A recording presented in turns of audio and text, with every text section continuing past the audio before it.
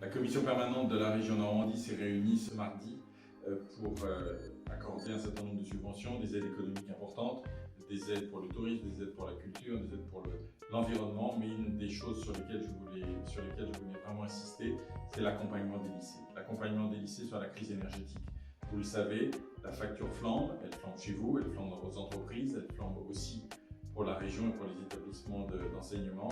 Entre 2021 et 2022, le prix est passé de plus 50 millions d'euros. C'est colossal, mais la région a répondu présent et elle répondra encore présent cette année. Nous avons budgété 12,5 millions d'euros pour accompagner immédiatement les établissements. Et aujourd'hui, ce sont 17 lycées normands qui avaient fait des demandes, qui ont été traitées le plus vite possible par les services pour 840 000 euros qui ont été versés pour que les factures soient réglées le plus vite possible par les établissements. D'autres demandes vont très certainement arriver. Nous avons budgété immédiatement cette somme de 12,5 millions. Il y a encore 37 millions qui sont mis en réserve si jamais il y avait besoin de compléter les demandes des établissements, si jamais la crise devait durer encore et encore.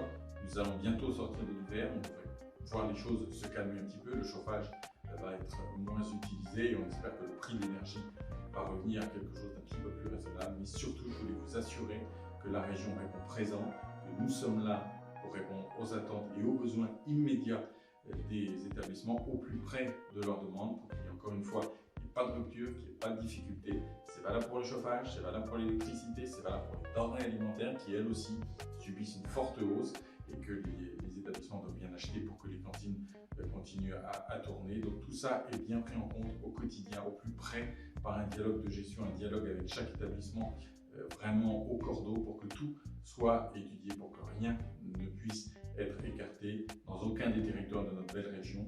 Chacun de nos établissements sera accompagné, soyez-en certains. On espère que cette crise va se calmer, que le prix de l'énergie reviendra à quelque chose de plus raisonnable et que nous puissions retrouver une vie paisible. Et sachez aussi qu'à côté de ça, 130 millions d'euros seront mis au service de la rénovation de nos lycées. Ça ne s'est jamais vu.